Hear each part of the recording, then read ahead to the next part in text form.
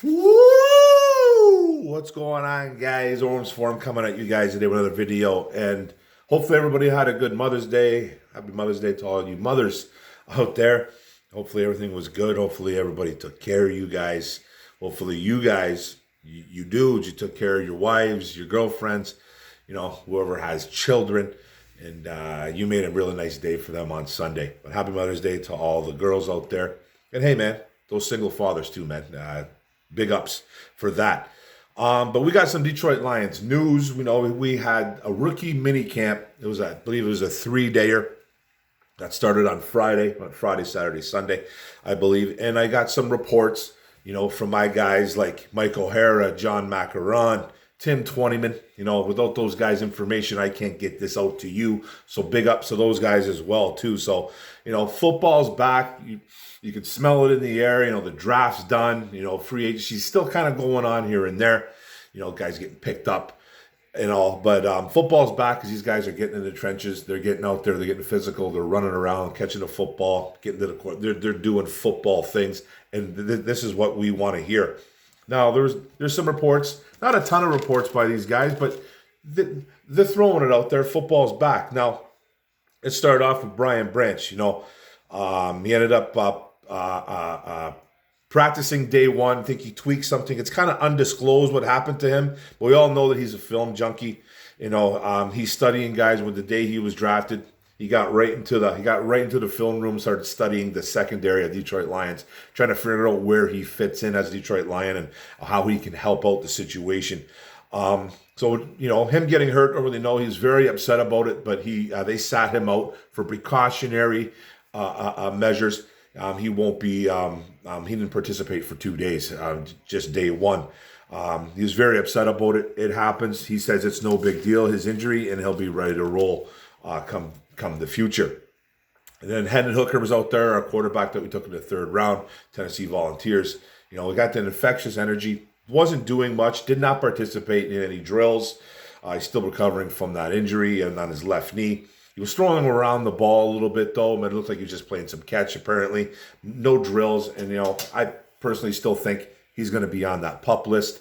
But he was out there dapping guys up, talking to everybody he can, getting to know his O-lineman, talking to his wide receivers out there, whoever was out there as a rookie. I think even some second-year guys can go out there. But this might have been strictly a rookie camp because I didn't hear nothing else by anybody. I didn't hear any information about any other player, but there could have been someone out there. But pretty sure this was just a rookie mini camp. I always thought, though, that second-year guys could go to this, but I could be wrong. But I didn't hear anything about anybody else. So just some rookies. And not every single rookie, by the way.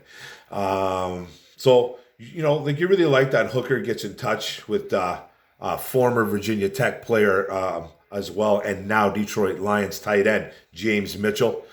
He played with Mitchell at Virginia Tech, and Mitchell ended up sending him some copies of some schemes, some formations, some route running that the Detroit Lions do with Ben Johnson's offense because it is a complex offense, and he wanted to get the ball rolling the second he was drafted by them. He got a hold of James Mitchell, a second-year tight end for the Lions, and sent him that video or whatever he sent him to get him going with on the ground running. It's all about the basics, right? It's all about got to get those basics down, is what Hooker said. And he's got a lot to learn in that Ben Johnson offense. So it's good that he's getting dirty right away, getting right in there. Then Colby Sorsdal, the 5th round O-lineman, drafted by William and Mary. Switching over to guard, it looks like right now, for this day 1, day 2, day 3 of this rookie mini camp. Apparently, he was in there, and he's accepting the challenge. He was a left tackle at William and Mary. He might have switched around a little bit. He might have played some other positions. Guard, right tackle.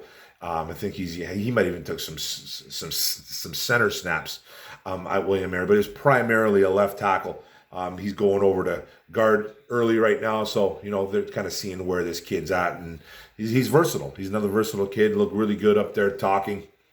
Seemed like a funny dude. Seemed like a pretty cool guy. Got that long hair. Just looks like an old lineman, big.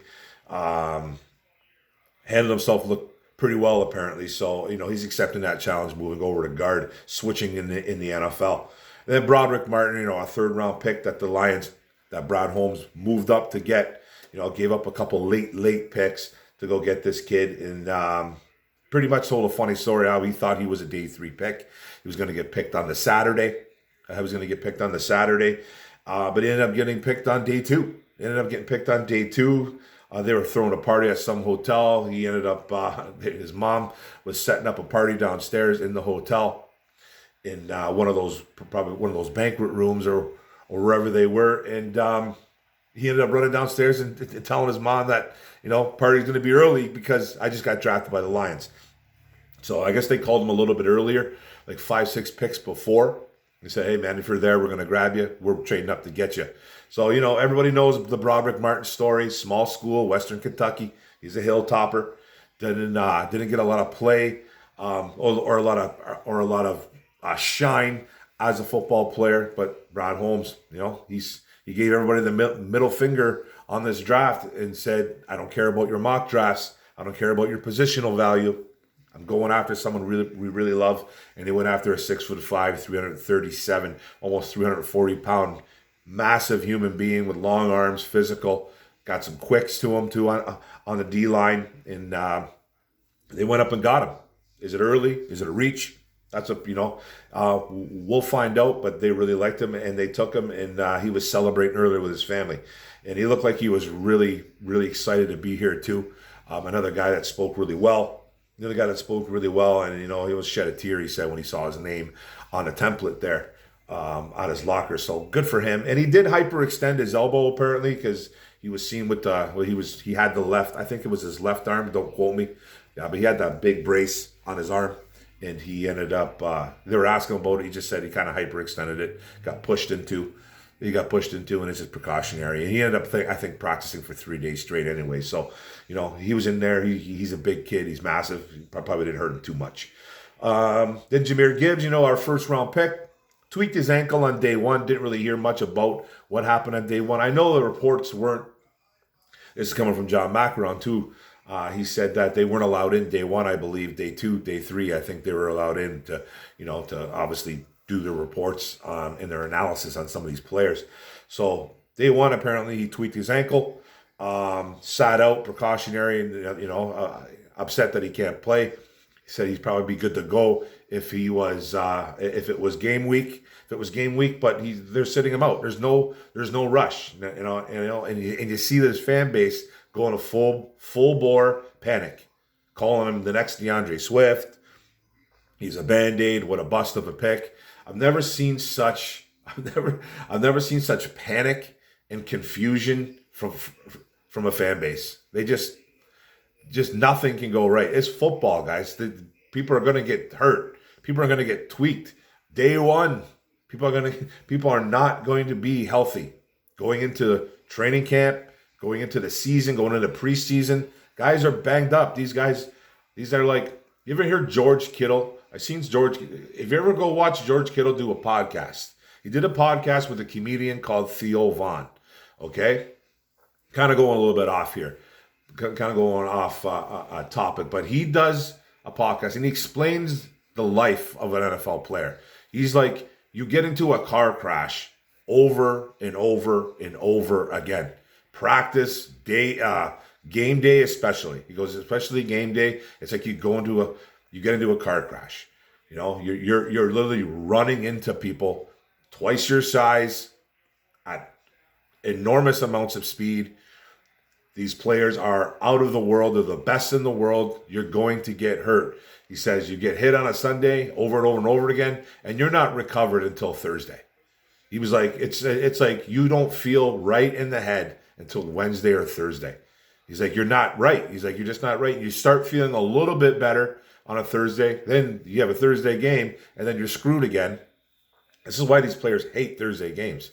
And it's just an ongoing car crash. When you hear the word car crash, it pretty much is. If you played the sport, you would know. I played the sport at a very small level, high school, and then I went up a little bit of a notch, just even below college, and played for a junior football league, called AKO Fratman. I was an AKO Fratman, played that for 5 years.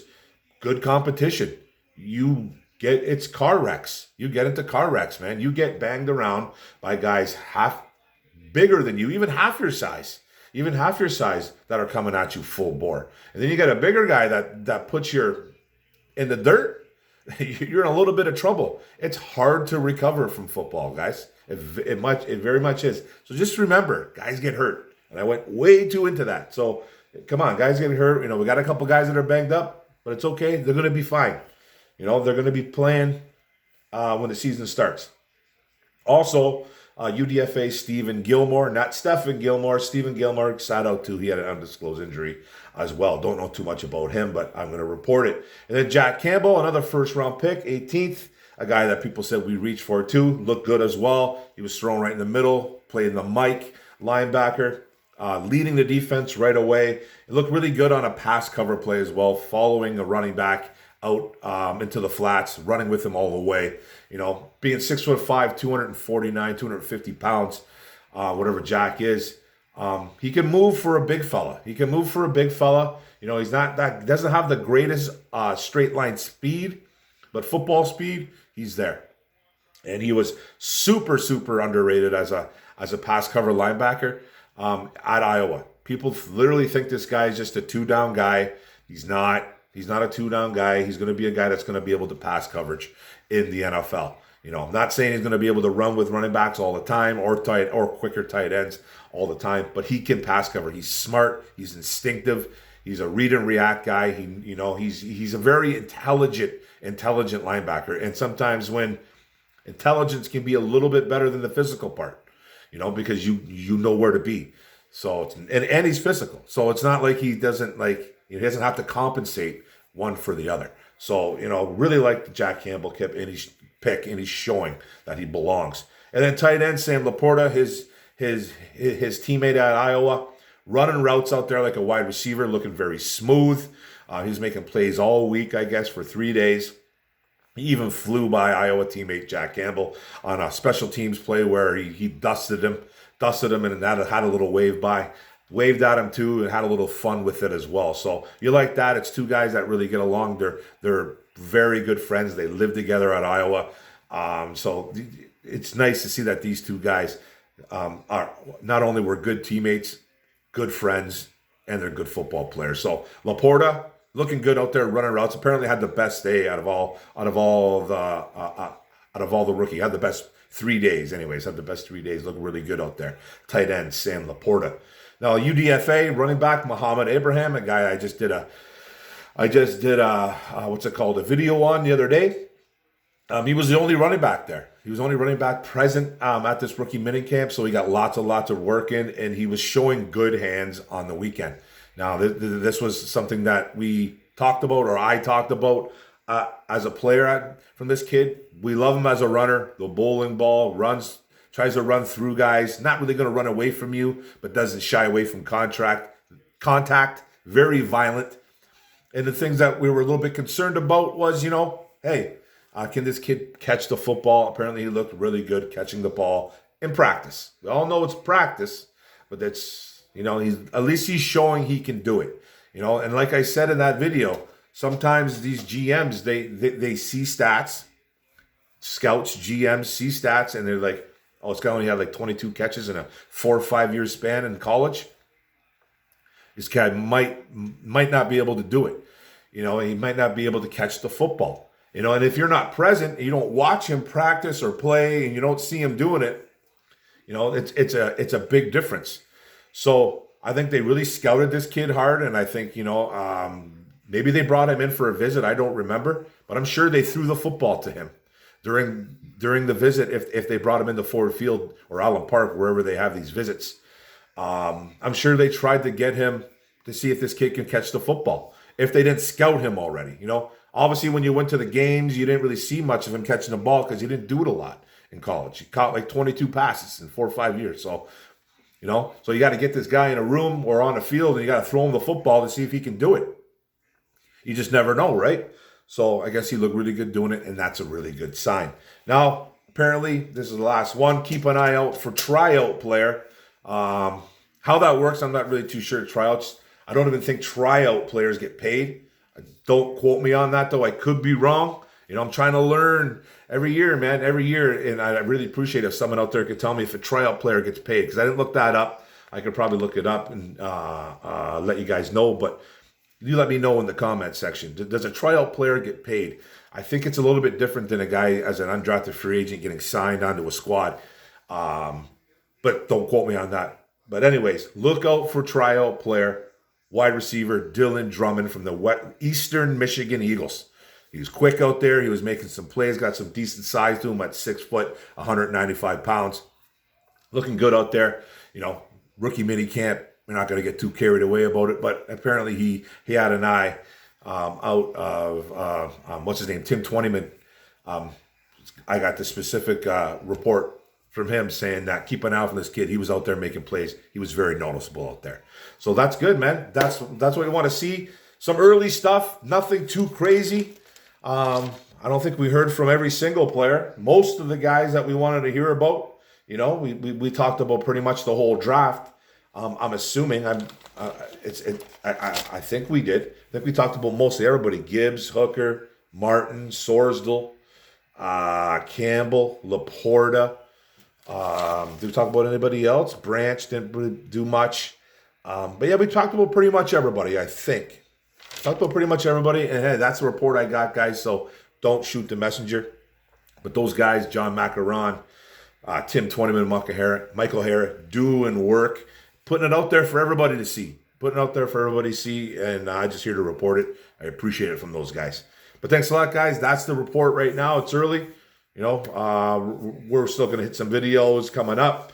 But thanks a lot for coming in and watching my video. I really appreciate it, guys. Don't forget to hit the subscribe button at the bottom right. Don't forget to hit the notification bell. Get all my videos. Don't forget to like, comment, share this out. Man, what do you guys think? Rookie minicamp wrapped up.